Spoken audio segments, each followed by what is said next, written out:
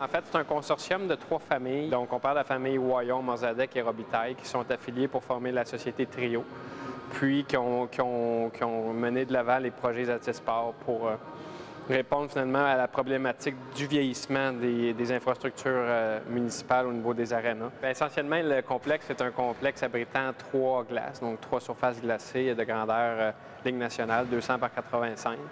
En plus de ça, à l'intérieur du complexe, on retrouve une salle multisport pour donner des cours de groupe de danse aérobique quelconque. On a un gymnase complet à l'intérieur du complexe. Il y a également un pro shop, donc pour tout l'équipement de hockey, pour l'entretien des patins et tout, bâtons, casques et autres. Donc tout est disponible sur place. Il y a une zone administrative, il y a un restaurant avec une carte complète à pouvoir accueillir jusqu'à 200 personnes en haut. Il y a un bar sportif également qui est réservé aux 18 ans et plus.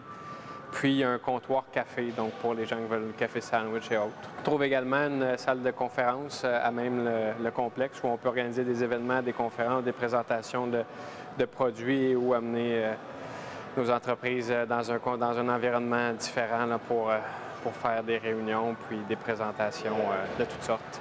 Les complexes, à chaque fois qu'ils sont implantés dans une municipalité, on cherche à travailler au maximum avec les gens locaux pour qu'ils s'approprient davantage leur complexe, puis bon, pour garder l'implication des gens qui vont y vivre également. Donc, plusieurs entreprises reconnues de la région, donc Excavation Boulay, Cimentier des Rosiers, Vitrerie Ménard et autres qui ont participé au projet, beaucoup de main-d'œuvre. Donc, il y a eu au-delà de 500 travailleurs tout au long de la construction. Avec le complexe de Saint-Hyacinthe, nous avons créé environ 45 emplois dans la région de Saint-Hyacinthe, donc des gens qui étaient locaux, qui sont venus travailler ici dans notre nouveau complexe à Saint-Hyacinthe, ce qui fait environ entre 40 à 50 par complexe, je vous dirais, c'est pas mal la tangente que nous avons présentement.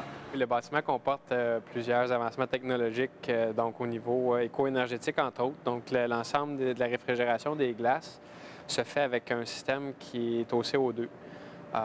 Puis, par le système de réfrigération, il y a beaucoup de chaleur qui est dégagée, puis l'ensemble de cette chaleur-là est récupérée. Puis, ça permet, autant en hiver qu'en été, de chauffer l'ensemble du bâtiment, chauffer l'ensemble de l'eau qui est utilisée dans les douches. Également, au niveau de l'éclairage, l'ensemble du bâtiment, autant sur les glaces, vous pouvez constater qu'il y a un niveau d'éclairage qui est très élevé, c'est tout au LED. Donc, on a plus de 1000 lux au pied carré, donc ici. Donc, c'est une luminosité qui est très, très appréciée par les utilisateurs au niveau du hockey et tout. Il y a un niveau de visibilité qui est de loin rehaussé par rapport à ce qui se fait sur le marché. Dans le centre sportif, présentement, c'est sûr que nous avons toute l'organisation de la ville qui est ici.